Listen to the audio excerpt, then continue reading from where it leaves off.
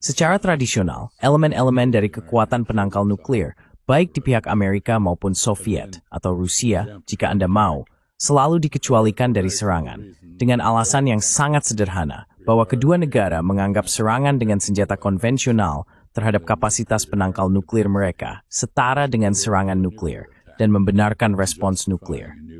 Kedua belah pihak sangat serius dalam hal ini. Tentu saja, Ukraina tidak termasuk dalam perjanjian SALT. Itu Inggris. Namens ni dapat nakal menakang di Mars pengecualian ini. Dan mereka laku kiwar. Dan ini step perpuri. And they've done so. And it's very dangerous.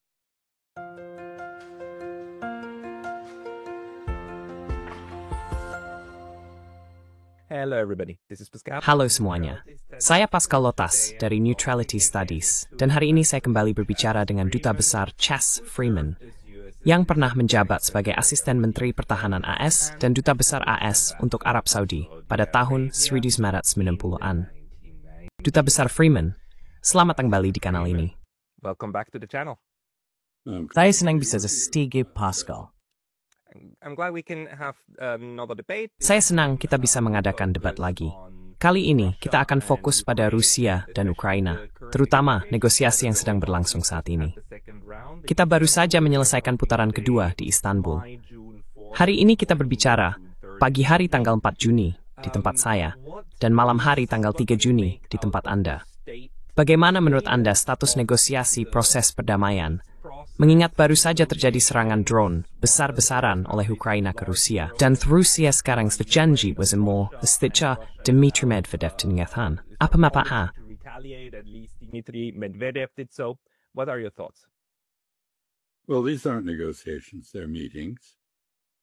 Nah, ini bukan negosiasi, ini pertemuan. Adalah sebuah kemajuan bahwa Ukraina mau berbicara dengan Rusia. Ini merupakan hasil dari tekanan Presiden Zelensky yang sebelumnya benar-benar menolak untuk berbicara dengan Rusia. Bahkan, ia sempat mengeluarkan dekret yang melarang negosiasi apapun dengan Rusia. Bagaimanapun, sekarang mereka berbicara. Hasil dari pertemuan di Istanbul ini adalah pertukaran nota yang merinci posisi kedua belah pihak, yang membuat jelas bahwa sama sekali tidak ada kemungkinan tercapainya kesepahaman. Karena itu, pertemuannya singkat, sekitar 1,5 jam. Saya senang Rusia tetap datang ke sana, meskipun ada provokasi berupa serangan terhadap kekuatan pembom nuklir mereka, yang bisa kita bahas beserta implikasinya. Tapi saya senang mereka tetap tenang dan hadir di sana. Pertemuan berlangsung secara profesional, dan kedua pihak sepakat untuk menukar jenazah korban tewas, serta beberapa tahanan hidup yang cacat atau perempuan. Some live prisoners who are disabled or female. And they also discussed other issues. Mereka juga membahas isu-isu lain, seperti dugaan penculikan anak-anak dari provinsi timur Ukraina ke Rusia, yang dibela oleh pihak Rusia sebagai upaya menyelamatkan anak-anak tersebut dari zona perang. Bagaimanapun, saya rasa mereka juga sepakat untuk terus bertemu. Itu adalah kemajuan, meskipun belum ada kesepahaman. Pertemuan di Istanbul ini memperjelas bahwa isu-isu antara kedua pihak akan diselesaikan di medan perang, bukan di meja perundingan. Itu bukan hal yang mengejutkan. Saya justru merasa agak aneh bahwa orang-orang di Barat membayangkan bahwa untuk bernegosiasi harus ada gencatan senjata. Ini tidak normal. Sangat wajar bagi pihak-pihak yang berkonflik untuk membicarakan cara mencapai gencatan senjata dan perdamaian di tengah pertempuran yang masih berlangsung. Itulah yang sedang terjadi di sini. So that is exactly what is happening here. And Saya rasa adil untuk mengatakan bahwa serangan terhadap kekuatan penangkal nuklir Rusia, yaitu pasukan pembom yang dilakukan Ukraina, sangat mungkin dengan bantuan MIH, sangat kental dengan ciri khas Inggris. Inggris, khususnya selama Perang Dunia II, belajar bahwa mereka sebenarnya memiliki sejarah gemilang dalam mendukung pemberontak dan perang non-konvensional, yang sudah dimulai sejak Perang Napoleon, dan dukungan mereka terhadap perlawanan Spanyol terhadap pendudukan Prancis. Namun pada Perang Dunia II, mereka menjadi sangat mahir dalam meledakkan jembatan, melakukan pembunuhan, dan melaksanakan operasi militer non-konvensional. Semua ini memiliki ciri khas perang rahasia ala Inggris. I think it's very clear that the timing. Bagaimanapun, saya rasa sangat jelas bahwa waktu serangan-serangan ini terhadap Rusia jauh ke dalam wilayah Rusia dimaksudkan untuk memprovokasi Rusia guna menggagalkan kemungkinan perdamaian di Istanbul. Inggris, Prancis, dan pihak lain di Eropa tidak tertarik untuk mengakhiri perang. Mereka ingin melanjutkannya. Oleh karena itu, kemungkinan bahwa Ukraina dan Rusia benar-benar bisa mencapai kesepakatan lagi, seperti yang terjadi pada Maret 2022, mengkhawatirkan. Jadi saya curiga waktu serangan itu berkaitan dengan hal tersebut. Untungnya, Rusia tetap tenang. Saya pikir pemimpin mereka, Vladimir Putin, memiliki reputasi yang kuat sebagai orang yang sangat dingin dalam menghadapi situasi, tidak mudah panik, dan bereaksi dengan pertimbangan matang daripada keputusan mendadak.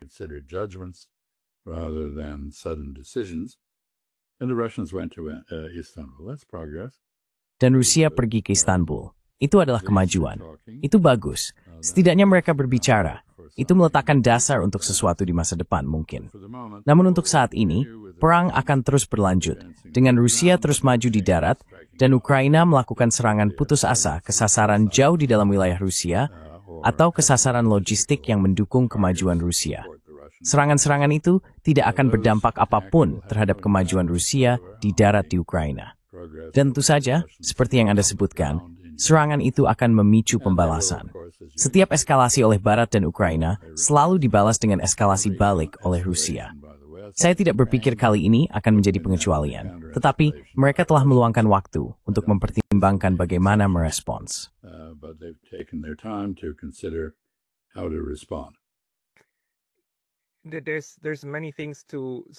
Ada banyak hal yang bisa didalami di sini. Tapi mungkin penilaian Anda tentang pemilihan target oleh Ukraina dalam serangan mendadak ini. Dengan cara yang Anda tahu, menurut saya tidak ada yang memperkirakan, terutama Rusia, yang tidak menyangka bahwa ini mungkin terjadi. Namun, pemilihan target ini merupakan bagian dari triad nuklir Rusia, yaitu pembom yang bahkan bisa membawa senjata nuklir. Bagaimana pendapat Anda tentang hal ini? Dan seberapa Anda melihat ini sebuah eskalasi? Usfapa provokatif Anda disahkan dan misi. Do you perceive this to be? Well, let's be clear. This was apparently planned a year and a half ago. Baik, mari kita perjelas. Ini tampaknya telah direncanakan 1,5 tahun yang lalu. Itu berarti direncanakan pada era Biden, mungkin juga era Rishi Sunak di Inggris. Zelensky tentu saja adalah presiden Ukraina pada saat itu.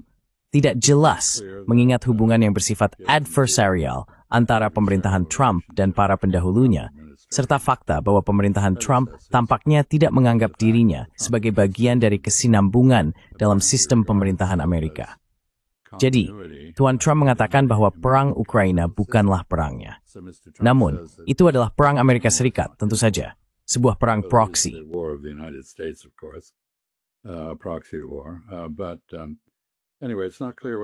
Tapi bagaimanapun, tidak jelas apakah dia mungkin mengetahui tentang hal ini. Jadi itu masih menjadi misteri, dan bukan hal yang sepele dalam perhitungan dan respons Rusia. Tapi izinkan saya menyampaikan beberapa poin tentang pemilihan target. Pertama-tama, pesawat pengebom yang dimaksud memang dibiarkan di tempat terbuka sebagai bagian dari ketentuan perjanjian pembatasan senjata strategis, yang mewajibkan kedua belah pihak, Amerika dan Rusia, untuk menjaga sistem senjata ini tetap terlihat oleh satelit dan pengawasan udara lainnya. Jadi, orang-orang yang mengatakan bahwa dia membatasi pesawat ini di tepi biara. Saudara, ini adalah kewajiban hukum.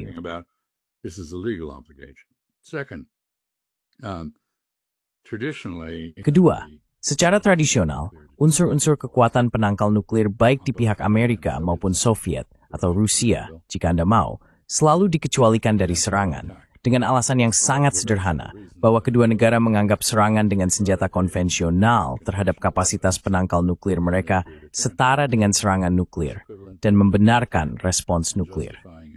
Kedua belah pihak sangat serius dalam hal ini. Tentu saja, Ukraina tidak termasuk dalam perjanjian SALT, begitu juga Inggris. Jadi mereka bebas, saya kira, dengan nakal menantang pengecualian ini. Dan mereka memang melakukannya.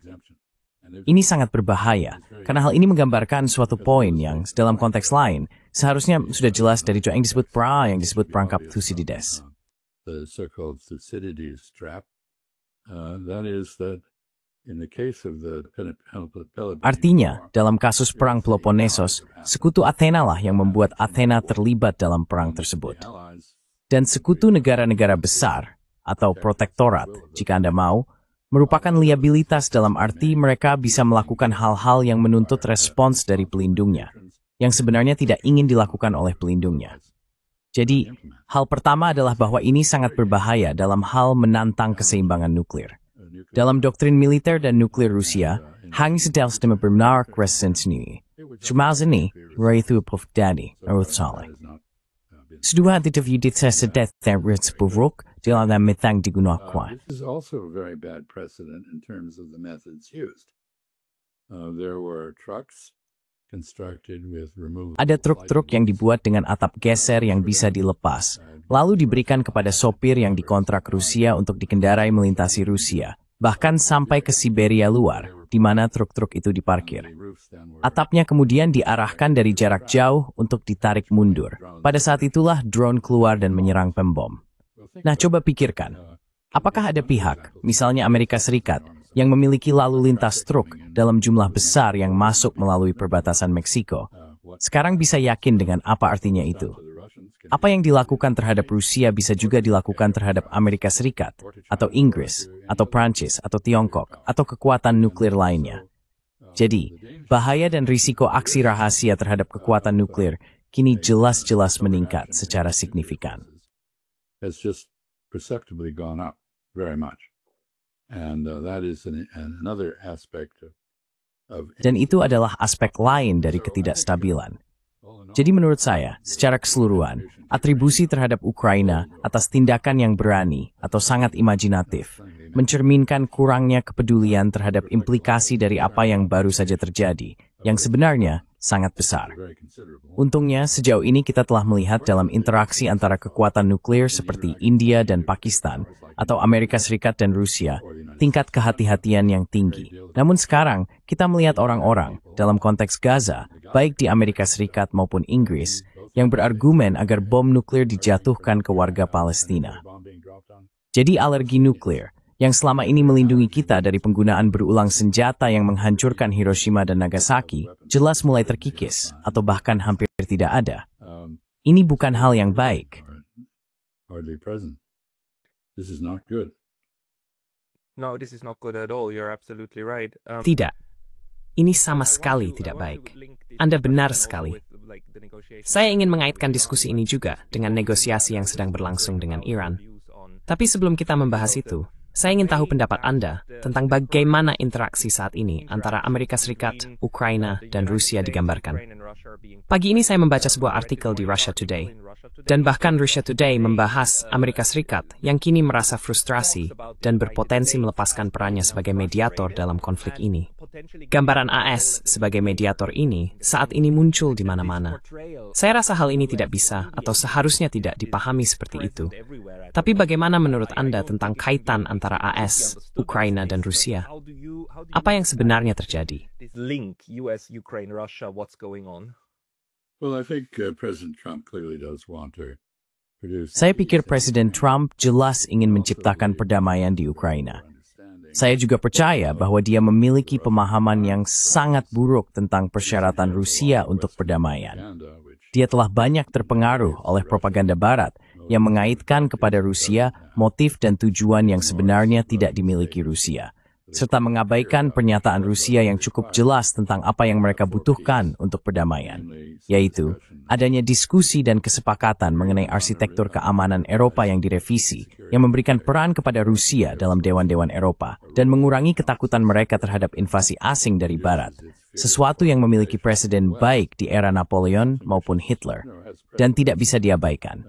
Serta juga meyakinkan negara-negara Eropa Barat terhadap pandangan mereka yang sebagian besar halusinatif bahwa Rusia ingin menyerang dan menaklukkan mereka. View that the Russians want to invade and conquer them. The Russians haven't even been able to advance very far. Rusia bahkan belum mampu maju terlalu jauh di Ukraina. Setelah 3 tahun, mereka telah menguasai 20% wilayah Ukraina. Menurut saya, mereka akan mengambil lebih banyak lagi, tetapi mereka jelas tidak berada dalam posisi untuk menyapu seluruh Eropa dalam sebuah penaklukan. Jadi kedua belah pihak perlu bersikap lebih realistis, terutama orang-orang Eropa yang tidak memiliki rencana perdamaian untuk diajukan. Perlu memikirkan bagaimana cara memperkuat stabilitas dan perdamaian mereka sendiri di masa depan, dan bagaimana melakukannya terlepas dari apakah Amerika Serikat, yang tampaknya menginginkan perdamaian dan stabilitas di Eropa, setuju atau tidak. Artinya, orang Eropa harus mengembangkan pandangan Eropa tentang perdamaian dan stabilitas di Eropa, yang hingga kini belum mereka rumuskan. Jadi menurut saya, ada banyak hambatan untuk kemajuan. Terutama dalam konteks Rusia, dan konteks misalnya dan Iran. Israel-Palestine context, the Iran context, and the common element in all of these is the disorder. Dan unsur yang sama dalam semua ini adalah pikiran Donald Trump yang kacau, yang cenderung menginternalisasi pandangan konspiratif atau keliru tentang realitas luar negeri dan bertindak secara impulsif berdasarkan hal itu. Dia memimpin di Washington tanpa proses kebijakan yang layak disebut demikian. Jadi kita memiliki situasi di mana kroninya, diplomat amatir Stephen Witkoff, pergi dan bertemu dengan orang Iran atau Rusia atau Israel dan Hamas secara tidak langsung dan menemukan solusi yang masuk akal untuk masalah yang dia hadapi. Dalam pikirannya sendiri, dia setuju dengan orang Iran bahwa mereka dapat memiliki tingkat pengayaan uranium minimal, sehingga mereka dapat mempertahankan pembangkit listrik tenaga nuklir, dan tentu saja mengesampingkan reaktor riset yang menyediakan isotop radioaktif untuk keperluan medis. Provides radioactive isotopes for medical purposes. Someone helpfully advised me that Seseorang dengan baik hati memberitahu saya bahwa itu memerlukan pengayaan 20%. Saya tidak tahu itu. Bagaimanapun, dia setuju dengan hal itu, lalu pulang ke Washington dan segera diberitahu oleh lobi Israel untuk memperbaiki sikapnya dan menarik kembali apa yang telah disepakatinya. Jadi, inti dari proses negosiasi adalah bahwa pihak Amerika datang, tampak masuk akal, lalu mengubah aturan main dan menjadi tidak masuk akal. Dan sekarang tuntutannya adalah Iran harus menghentikan semua pengayaan dan juga melucuti diri, menghancurkan kekuatan rudal balistiknya, serta memutus atau mengurangi hubungannya dengan perlawanan terhadap hegemoni Israel di Levant. Demikian pula, kita melihat dalam kasus Ukraina dengan Rusia bahwa Tuan Witkoff masuk ke pertemuan dengan Vladimir Putin. Dia tidak memiliki staf saat ini. Dia datang sendirian. He has no staff at present. He's there by himself. There's no American interpreter to ensure that Tidak ada penerjemah Amerika yang memastikan bahwa cara pandangannya disampaikan mencerminkan tujuan-tujuan yang bernuansa. Dia mendengar apa yang dia dengar. Dia kembali berbicara kepada presiden dan memberitahukan apa yang dia dengar. Apakah itu akurat atau tidak? Tidak ada yang tahu karena tidak ada catatan percakapan. Dan ini adalah cara yang sangat baru dalam melakukan diplomasi. Saya juga ingin mengatakan, dalam kasus Israel dan Palestina, Tuan Witkoff pergi dan menegosiasikan gencatan senjata yang tampaknya gencatan senjata dalam 3 tahap dengan Israel dan Hamas. Kemudian Israel menolak itu setelah tahap pertama. Amerika Serikat kemudian berbalik mendukung Israel. Dan tentu saja sekarang kita menyaksikan tontonan mengerikan di mana Amerika Serikat bekerja sama dengan militer Israel untuk membuat pos-pos makanan di Gaza. Instruksinya adalah umpan bagi Dinas Intelijen Israel untuk menarget seluruh orang Amerika dan ilang sedaktan. to pick off those they want to pick off, which they're doing. They're sniping at people who are... Mereka menembaki orang-orang yang putus asa mencari makanan yang datang ke pos-pos pembagian makanan ini. Seharusnya ada 4 pos untuk 2 juta orang, tapi yang beroperasi hanya 3. Semuanya adalah sandiwara putus asa. Dan kepemimpinannya terus berganti karena mereka yang terlibat menyadari bahwa ini hanyalah sandiwara dan tidak ingin menjadi bagian darinya. Jadi, yang kita miliki adalah pemerintahan di Washington yang tidak terlalu kompeten dalam melakukan negosiasi, bahkan sebaliknya, dan tidak terorganisir untuk menghasilkan posisi negosiasi yang koheren dan konsisten. Jadi tidak ada yang terjadi, dan ini membuat Tuan Trump frustrasi. Saya pikir dia benar-benar ingin menyelesaikan masalah-masalah ini, tapi dia tidak tahu caranya. Untuk libatkan untuk beragros masih mojilit si jalan, atmang di kuaspetan. Learning on the job or incompetent. But is this because Apakah ini karena ketidakpercayaan yang mendalam dari pemerintahan Trump terhadap mekanisme yang sudah ada? Karena ada seluruh Departemen Luar Negeri, dan ada Pentagon, dan pasti ada orang-orang yang kompeten di dalam struktur-struktur itu, yang bisa merumuskan strategi dan rencana. Dan Anda tahu, Kolonel Douglas MacGregor mengatakan kepada saya, Pascal, tidak ada strategi. Semua ini dilakukan dari hari ke hari. this is all being done on a daily basis? Well, I think there are still. Ya, Anda tahu, saya pikir masih ada beberapa orang yang sangat kompeten di kedua institusi yang Anda sebutkan, yaitu Departemen Luar Negeri dan Departemen Pertahanan. Saya pernah bertugas di keduanya. Saya pikir ada banyak pengalaman hebat yang bisa dimanfaatkan di sana, tapi itu tidak dimanfaatkan. Saya percaya pemerintahan Trump telah menominasikan 42 orang sebagai duta besar. Tidak satu pun dari mereka adalah diplomat karier. Semuanya adalah penunjukan politik besar-besaran. Dan Departemen Luar Negeri telah dihancurkan oleh Tillerson dan oleh Menteri Luar Negeri Mike Pompeo. Sekarang, dia memiliki 4 pekerjaan. Tidak ada satu pun yang bisa dia jalankan dengan baik. Menteri Luar Negeri, Kepala Arsiparis Amerika Serikat, Direktur Dewan Keamanan Nasional. Saya lupa yang satunya lagi. Oh ya, Kepala USAID, yang sebenarnya sudah tidak benar-benar ada lagi. Jadi, yang sedang terjadi adalah sabotase sistematis terhadap pemerintahan permanen yang mendukung para politisi. Government that supports politicians, I think this is. Dan menurut saya, ini menimbulkan sebuah pertanyaan. Tuan Trump dan gerakan politiknya menuduh bahwa mereka telah disabotasi pada masa jabatan pertamanya oleh Deep State. Namun, saya ingin mengatakan 2 hal tentang itu. Pertama, tidak ada bukti bahwa dia berusaha untuk mendapatkan dukungan dari birokrasi permanen. Dia langsung menolak apapun yang mereka katakan. Kedua, dia dikhianati bukan oleh mereka, melainkan oleh orang-orang yang dia tunjuk sendiri, seperti John Bolton, yang menggagalkan upaya untuk menciptakan perdamaian dengan Korea Utara dan inisiatif lainnya. Nikki Haley, yang menjadi duta besarnya untuk Perserikatan Bangsa-Bangsa, tetapi kemudian berbalik melawannya, dan sebagainya. Dan sekali lagi, dia menunjuk orang-orang yang kompetensinya dan loyalitasnya diragukan. Kriterianya tampaknya adalah loyalitas kepadanya, bukan kompetensi. Itulah dasar penunjukannya. Nah, menurut saya, bahas kompetensi to loyalitas patut dipertanyakan. I think both the competence and the loyalty are questionable. Right. I think so too, especially Benar. characters like Pete Hegseth. Saya juga berpikir begitu, terutama tokoh-tokoh seperti Pete Hegseth dan sebagainya, yang termasuk dalam batasan baru dari kelompok establishment. Tapi menurut Anda, bagaimana reaksi pihak lain sekarang? Karena jika kita melihat ini dari sisi Rusia, atau juga Iran dan Tiongkok dan sebagainya, yang kita lihat adalah Amerika Serikat yang sangat tidak stabil, sangat fluktuatif, di mana sangat sulit, bahkan untuk mengetahui di mana letak kekuasaan dan di mana keputusan diambil. Dan itu sudah terjadi di bawah pemerintahan Biden, bahkan juga di bawah pemerintahan Trump, dan terus berlanjut dalam bentuk yang berbeda. Dan pada saat yang sama, Anda punya Eropa yang tampaknya sudah kehilangan akal, dan masih berpikir bahwa Anda tahu perang dengan Rusia ada hubungannya dengan seperti, oh, kita tidak boleh memberi hadiah kepada Rusia. Anda tahu, kita harus membla-bla, bla-bla.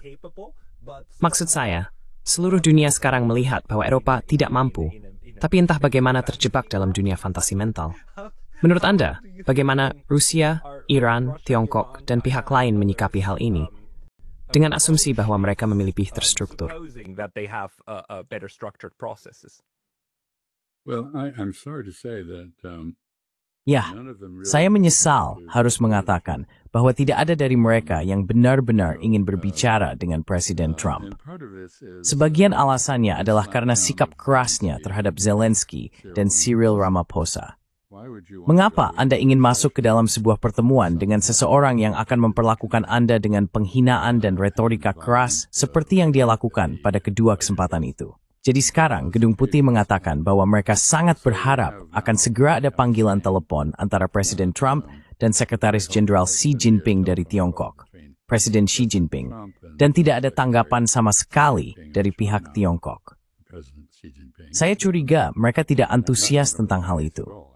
Anda tahu, dalam karier diplomatik saya pernah berbicara dengan orang-orang yang cukup gila pada beberapa kesempatan. Bahkan setelah saya pensiun dari karier itu, saya mendiskusikan dan mendiang Kolonel Gaddafi di Angola. Meriskai banyak waktu berurusan dengan Jonas Savimbi di Angola. I spent a lot of time dealing with Jonas Savimbi in Angola when he was afflicted with cerebral Angola, ketika dia menderita malaria cerebral dan sering berada dalam suasana hati yang membunuh. Saya harus mengatakan bahwa seseorang tidak bisa terlalu antusias dengan pertemuan semacam itu. Seseorang bisa melakukannya dan mencoba mengambil sisi positifnya, tetapi Anda akan merasa mual ketika diminta bertemu dengan orang-orang yang sama, tidak terduganya, seperti yang jelas-jelas telah ditunjukkan oleh Donald Trump. Dan saya juga berpendapat bahwa, tentu saja, pertemuan tingkat tinggi bukanlah cara untuk menyelesaikan masalah yang rumit.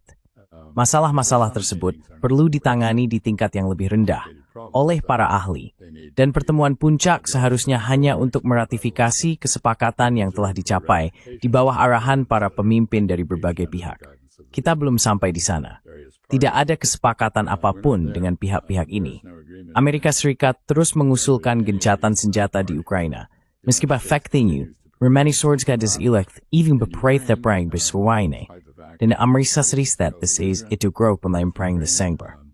And the United States and Ukraine are losing the war.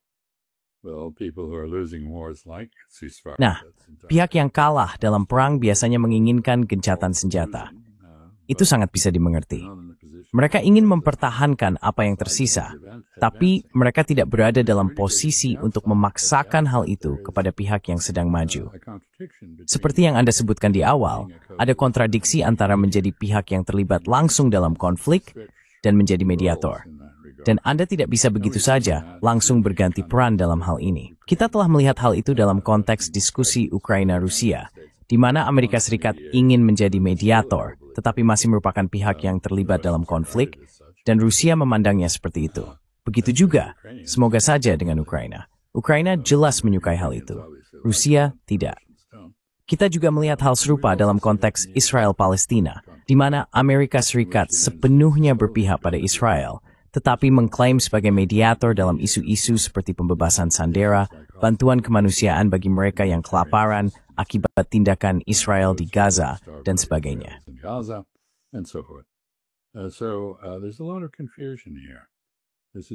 Jadi, ada banyak kebingungan di sini. Ini bukanlah tata kelola negara yang jelas, tradisional, atau efektif yang sedang kita saksikan. Dan akan sangat baik dalam konteks ini jika Eropa yang memiliki tradisi terhormat dalam tata kelola negara dapat menunjukkan hal itu. Namun yang kita lihat dari Eropa justru adalah kecanduan yang agak terhadap peperangan. Yang semakin konyol karena Eropa sendiri tidak memiliki kapasitas untuk melakukan peperangan yang mereka ngotot ingin lakukan. Jadi kita memang melihat, mungkin saya akan mengakhiri dengan mengatakan, saya pikir ada secerca harapan dalam arti tertentu. Saya agak enggan mengatakan ini sebagai orang Amerika, tetapi melihat negara-negara Eropa, khususnya Prancis, Jerman, Inggris, dan Spanyol, bekerja sama dengan Arab Saudi terkait janji pengakuan negara Palestina, itu merupakan deklarasi kembali dari pemerintah pemerintah strength, the matter mesmoing. Those governments from American tutelage. That's encouraging because the only way we're going to see Itu menggembirakan, karena satu-satunya cara kita akan melihat penyelesaian baik konflik Eropa di Ukraina maupun yang di Gaza adalah jika negara-negara Eropa menggunakan pengaruh independen mereka. Saya baru-baru ini berbicara dengan seorang teman dari Inggris yang mencatat bahwa Amerika Serikat telah dengan tegas menyarankan Inggris, Donald Trump secara tegas menyarankan Keir Starmer untuk tidak mengakui Palestina.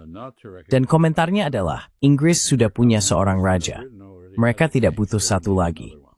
Saya rasa kita semua akan lebih baik jika negara-negara Eropa menggunakan penilaian independen yang konsisten dengan tradisi kenegaraan mereka yang sangat terhormat.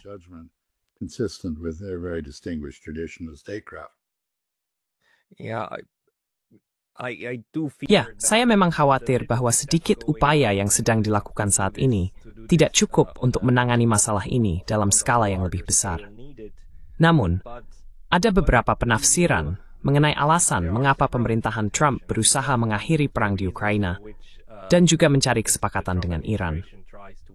Salah satu penafsiran yang lebih positif adalah bahwa ini adalah pemerintahan yang menginginkan perdamaian dan benar-benar ingin bersikap damai. Sedangkan penafsiran yang kurang positif adalah bahwa Amerika Serikat, khususnya kelompok dalam tim Trump ini, sebenarnya hanya ingin memfokuskan kembali perhatian pada Tiongkok.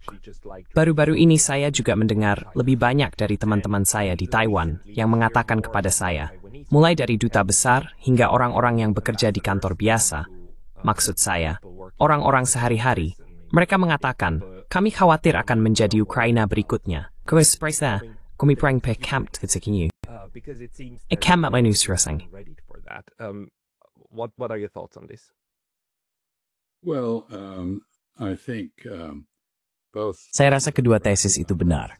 Artinya, Amerika Serikat memang bergerak menuju kebijakan America First, yang menilai urusan luar negeri berdasarkan kepentingan Amerika dan bukan berdasarkan kepentingan sekutu atau negara-negara yang dilindungi. Dengan kata lain, pendekatan yang sangat egois dan berpusat pada diri sendiri terhadap urusan dunia. Kita melihat hal ini terkait semua isu yang Anda sebutkan. Dalam kasus Taiwan adalah timat suktin idokuis emior stimo cumam. Anti komunisme di bawah Chiang Kai-shek. Democratically, embrace role the Taiwan. In the newly democratic policy on Taiwan. But I think many people in the United Namun saya pikir banyak orang di Amerika Serikat mulai menyadari bahwa perang atas Taiwan tidak hanya akan menghancurkan demokrasi dan kemakmuran Taiwan, serta berdampak besar pada perdagangan global di bidang teknologi. Mengingat posisi sentral Taiwan dalam industri microchip elektronik, tetapi juga berisiko memicu pertukaran nuklir dengan Tiongkok yang kuat. Dan bahkan jika tidak sampai pada tingkat itu, tetap ada risiko kekalahan dalam perang konvensional di kawasan ini. Selain itu, saya rasa semua orang di kawasan tahu bahwa hanya ada dua negara yang kurang lebih sejalan dengan isu Taiwan. Satu adalah Jepang, yang lain adalah Filipina. Tetapi tidak ada yang secara sukarela ingin terlibat aktif di pertahanan Taiwan. but neither has volunteered to be actively involved in the defense of Taiwan. Jadi kami menjalankan skenario simulasi perang yang menunjukkan bahwa perang atas Taiwan kemungkinan akan mengakibatkan baik China maupun Amerika Serikat kehilangan hingga 2/3 dari angkatan laut dan angkatan udaranya. Ini akan menghancurkan Amerika Serikat sebagai kekuatan global. Ada orang-orang yang memikirkan hal ini, dan saya selalu berpikir bahwa sangat tidak masuk akal bagi Taiwan untuk membayangkan bahwa mereka bisa bertahan secara militer melawan masyarakat di daratan Tiongkok yang jauh lebih besar. Seberapapun kemampuannya, keseimbangan militer sekarang jelas tidak berpihak pada Taiwan dan Amerika Serikat, dan belum pasti apakah Amerika Serikat akan membantu Taiwan. Namun sementara itu, kita telah bersikap terlalu provokatif. But in the meantime, we have been unduly provocative. We agreed there would be no official relations with Taiwan. Kami sepakat tidak akan ada hubungan resmi dengan Taipei, tetapi kami memiliki semacam kedutaan dengan bendera dan penjaga marinir yang bertugas di Taipei. Kami sepakat tidak akan ada pasukan di pulau itu. Sekarang kami memiliki setidaknya 500, mungkin 1.000 tentara yang diduga terlibat dalam pelatihan. Omong-omong, begitulah cara kami terlibat di Vietnam. Dan dari sudut pandang Tiongkok, ini adalah pemicu yang menjamin intervensi Amerika. Orang-orang di Amerika Serikat menganjurkan penempatan amunisi di Taiwan, sehingga semakin memperdalam komitmen untuk berperang dengan Tiongkok karena hal itu. Dan akhirnya, tentu saja, kami telah sepakat bahwa kami tidak akan memiliki komitmen pertahanan terhadap Taiwan. Kami akan memberikannya senjata yang dibutuhkan untuk mempertahankan diri, tetapi tidak lebih dari itu. But not anything beyond that. And we've had under Joe Biden. Dan kita telah melihat di bawah Joe Biden yang secara kognitif mengalami gangguan, setidaknya ada 4 kali di mana ia secara sepihak dan inkonstitusional menyatakan komitmen pertahanan terhadap Taiwan. Ini adalah bencana yang menunggu untuk terjadi.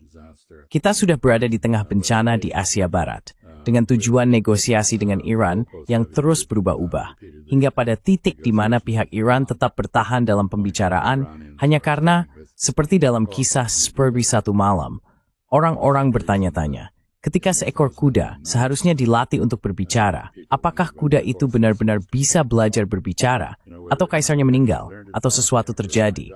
Tetapi mari kita perpanjang prosesnya, karena selama proses itu berlangsung, tidak akan ada perang. There's no war. In the Gaza, Dan dalam kasus Gaza, Palestina, Israel, kita mengalami keadaan kebingungan yang sama. Hal-hal yang benar-benar mengerikan terjadi, dengan Amerika Serikat sepenuhnya terlibat bersama Israel dalam tindakan mereka. Dan Israel mendapatkan reputasi sebagai pelaku kejahatan tanpa kompromi dan perilaku yang tidak dapat diterima di tingkat internasional. Negara-negara Eropa kini mulai mempertanyakan apakah mereka seharusnya tetap memiliki hubungan dukungan seperti yang selama ini mereka berikan kepada Israel. Orang-orang Yahudi di seluruh dunia berusaha menjaga jarak dari keterkaitan dengan kekejaman Zionis. Dan, Anda tahu, semua ini tidak baik, dan kita tidak menanganinya. Kita seolah-olah berjalan dengan autopilot yang sangat membingungkan. Some kind of very confused autopilot. I agree, but do you think Saya setuju. Tapi menurut Anda, apakah sekarang ini, seburuk apapun situasinya, genosida di Gaza, dan saya memang menganggap ini sebagai genosida, serta ancaman-ancaman yang sangat keras, seperti kami akan mengebom Iran jika Iran tidak setuju dengan syarat kami. Ini jelas-jelas merupakan pelanggaran terhadap piagam PBB, karena tidak boleh ada ancaman perang dan sebagainya. Bagi saya, sekarang ini situasinya lebih jelas. Apakah Anda juga merasa kita sedang menuju momen yang lebih jelas, di mana meskipun ada propaganda yang kita lihat selama beberapa tahun terakhir, sekarang semuanya begitu terang benderang bahwa semua yang Anda paparkan memang sedang terjadi, sehingga ini akan sedikit mengubah perhitungan. Mungkin seperti yang kita lihat pada upaya Arab Saudi dan Iran untuk menjalin hubungan yang lebih dekat, atau Tiongkok, yang berusaha memberikan dampak positif dengan menengahi beberapa kesepakatan di wilayah-wilayah tertentu, di mana hal itu memungkinkan. Memang tidak semua masalah bisa diselesaikan, tapi ada beberapa hal yang menurut saya menunjukkan bahwa sekarang ada sedikit lebih banyak kejelasan tentang apa saja premis dasar yang menjadi landasan dunia ini berjalan. the basic premises are the world works on? Well, I'd put it differently. I think there's Saya akan mengatakannya secara berbeda. Menurut saya, ada penetrasi dan pengungkapan atas kekosongan dari kemunafikan. Dalam pemerintahan Biden, banyak sekali pembicaraan tentang apa yang disebut tatanan berbasis aturan, yang menurut saya, jika dilihat lebih dekat, pada dasarnya berarti siapa yang kuat, dia yang benar, bukan penghormatan terhadap aturan yang ditetapkan melalui konsensus internasional. Artinya, dikuasai oleh satu kekuatan demi kepentingannya sendiri yang membuat aturan seiring berjalannya waktu. Semua itu sudah hilang. Sekarang kita melihat secara langsung, tanpa pura-pura sama sekali. Semuanya adalah siapa yang kuat, dia yang benar. Dan itu adalah semacam kemajuan. Dan hal ini jelas menimbulkan keterasingan masyarakat dunia dari Amerika Serikat dan Barat. Ini juga menimbulkan pertimbangan ulang, semacam refleksi di Eropa yang sudah lama hilang. Jire, Lutin Importsif. missing. So perhaps that's positive, but the horrors that have produced this. Namun kengerian yang telah menghasilkan situasi ini sulit untuk dibayangkan. Dan beberapa dari kita merasa sulit untuk tidur di malam hari, mengetahui bahwa pemerintah kita terlibat dalam membangun Auschwitz di Mediterania, dan berkata, "Yah, ini dikelola oleh Israel, tapi kami yang mengelola kamar mandi tempat gas keluar." Dan omong-omong, silakan ambil sepotong pizza dalam perjalanan menuju kamar gas. Maksud saya, ini pada dasarnya adalah perumpamaan untuk apa yang sedang terjadi sekarang, dan sangat sulit untuk menerimanya.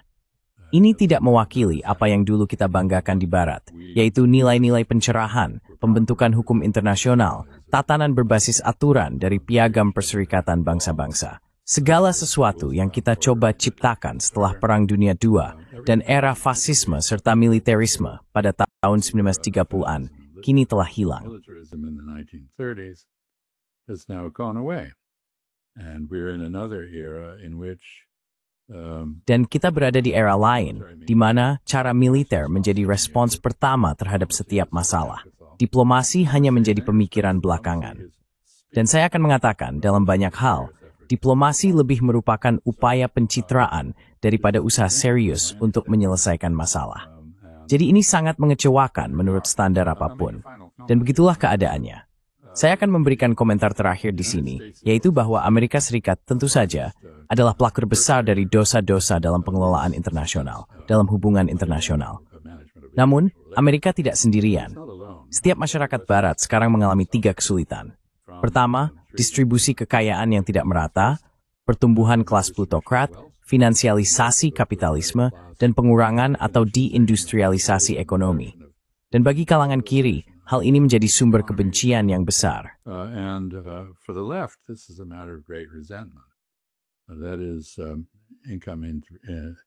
Artinya, distribusi pendapatan tidak merata.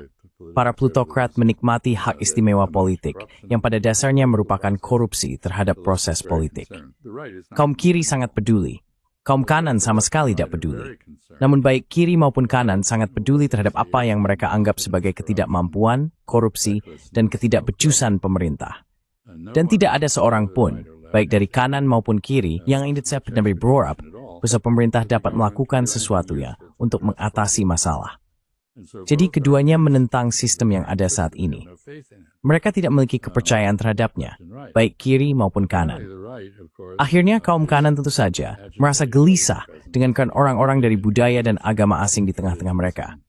Ada xenofobia, ada rasisme, dan ada tertuan, it's discovered to kiri, kelas pengusaha politik tidak untuk tetap mereka yang pemilih menggerak langsung, tetapi selain debased. That elections take place and that their results are ignored.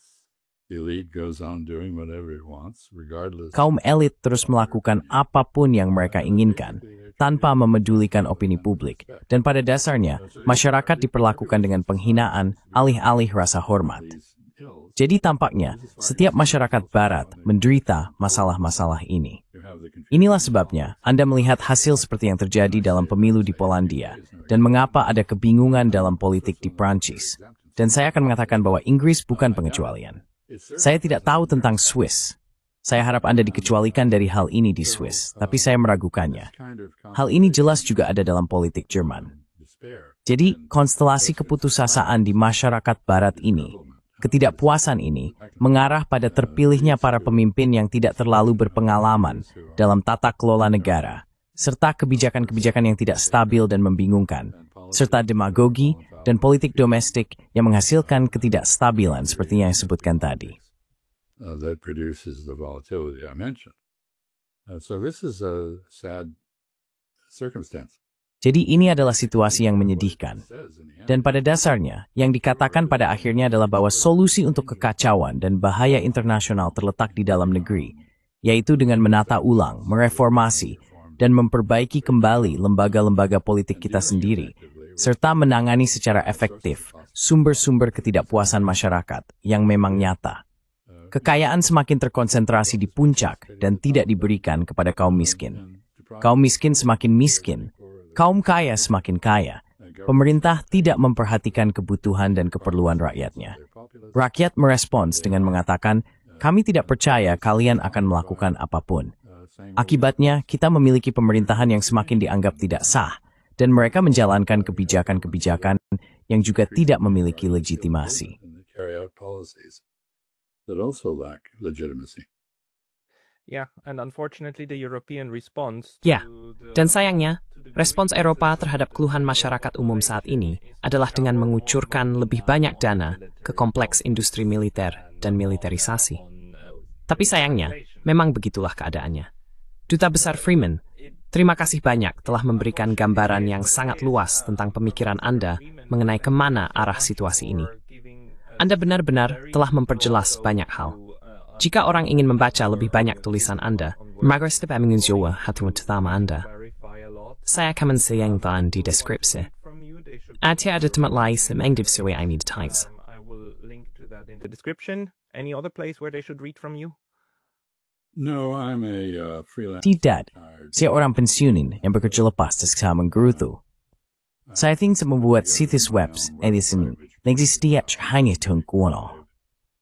Seseru tumat for suit lakukan dan saya hiu. And I admit that. It's a wonderful. Ini telah untuk musuh wabasmo dan membuat semudah hebat drilling. Jadi saya semua orang sukses dan menemui Yisa, dan juga sering memberikan banyak ceramah dan versi tertulisnya Twitter mid Anda. Ini adalah sumber sangat bagus. Terima kasih. Thank you, Doug. I'm sorry to be so Maaf, isu saya berdua samsnib sias de mel. Saints to leads to fest with Computerin dal tour forth. anytime soon. We are witnessing. Kita sedang menyaksikan genosida yang disiarkan secara langsung. Dan seperti yang Anda katakan, ini seperti Auschwitz di Mediterania. Ini seburuk-buruknya, Anda tahu. Maksud saya, ini jelas merupakan hal terburuk yang pernah saya alami dalam hidup saya, dalam hal kekejaman, dan ini masih berlangsung. Jadi sulit untuk bersikap positif tentang hal ini. To be positive about this. You called it a genocide, but you're not allowed. Anda menyebutnya genosida, dan Anda tidak sendirian.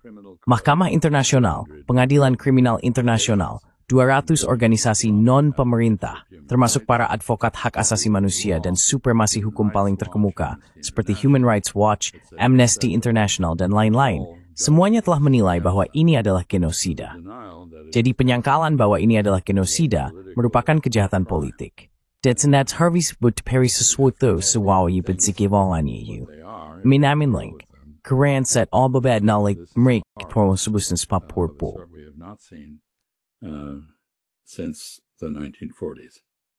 Saya setuju. Due to Chas Freeman, Ambassador Freeman. emigrant thus bewimma and rates Please. Well, thank you.